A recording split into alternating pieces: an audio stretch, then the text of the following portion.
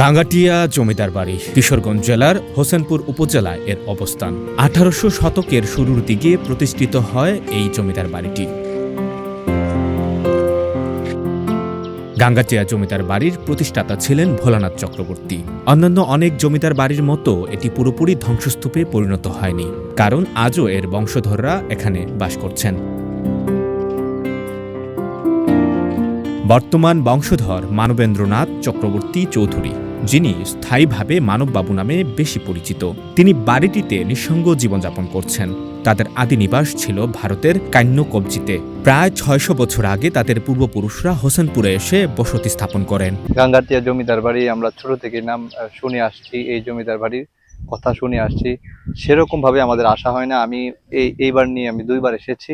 আরো বেশি আমি মুগ্ধ হয়েছি, কারণ এখানে এই বাড়ির ভিতরে আমি দেখেছি যে কৃষি কাজ থেকে শুরু করে সমস্ত কিছু এখানে লাগানো হয়েছে এবং উপযোগী একটি বাড়ি এবং দর্শনীয় একটি স্থান। আমার কাছে বেশ ভালো লাগেছে এই হোসেনপুরে গাঙ্গাটিয়া জমিদার বাড়ি, যিনি মানববাবু নামে পরিচিত এলাকাতে, তিনি যেহেতু পরিচিত এবং তিনি এখন জীবিত আছেন, সেজন্য এখানে আসা। প্রায় বিভিন্ন তথ্যের জন্য এখানে আসি। আমরা যতটুকু জানতে পেরেছি, উনি একজন মহৎ ভালো একজন মনের মানুষ।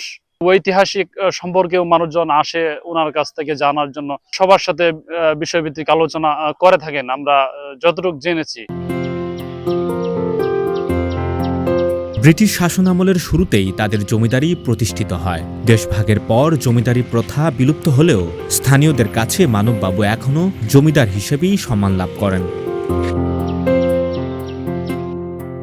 বেলা ডুবার সঙ্গে সঙ্গে জমিদার বাড়িতে জমে ওঠে গানের আসর। দর্শনার্থী ও স্থানীয় গানপিপাসু মানুষজন উপস্থিত হন জমিদার বাড়িতে। সন্ধ্যার শুরু থেকে 9টা পর্যন্ত চলে গানের আসর। দর্শনার্থীদের অনুরোধে জমিদার মানববাবু নিজেও গান করেন। আমি যে জলসাঘরে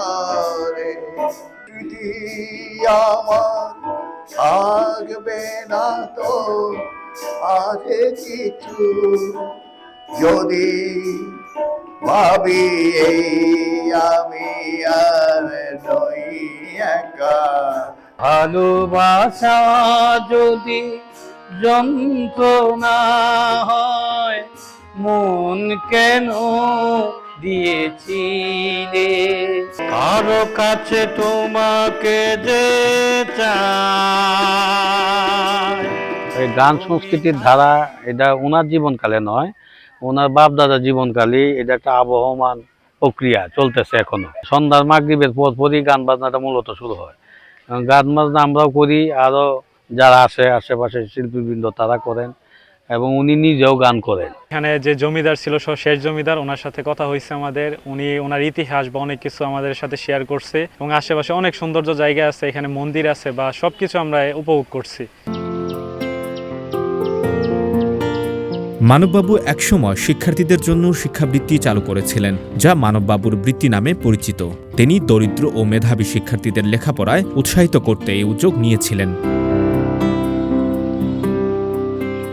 বাংলাদেশের মহান মুক্তিযুদ্ধের সময় এই বাড়িটি পাকবাহিনীর বর্বর হামলার শিকার হয়। এক দুঃসহ রাতে পাকবাহিনী হামলা চালিয়ে মানববাবুর বাবা এবং পরিবারের অন্যান্য সদস্যদের নির্মমভাবে হত্যা করে। সেই ভয়াবহ স্মৃতিকে ধারণ করে মানববাবু তার পিতার হত্যাকাণ্ডের স্থানে একটি সমাধি তৈরি করেছেন। আমার একটা সেন্টিমেন্টাল ব্যাপার রয়ে গেছে পারিবারিকভাবে। My father is killed in this house. My cousin was also killed in this house at the time of liberation movement by the Pak Army. হ্যাঁ, যেহেতু আমার পিতা এখানে মানে শায়িত আছেন, we couldn't burn according to our religion system. We couldn't burn their dead bodies. আমরা dead body তো পুড়ায় ফেলাই, পুরাইতে পারি নাই।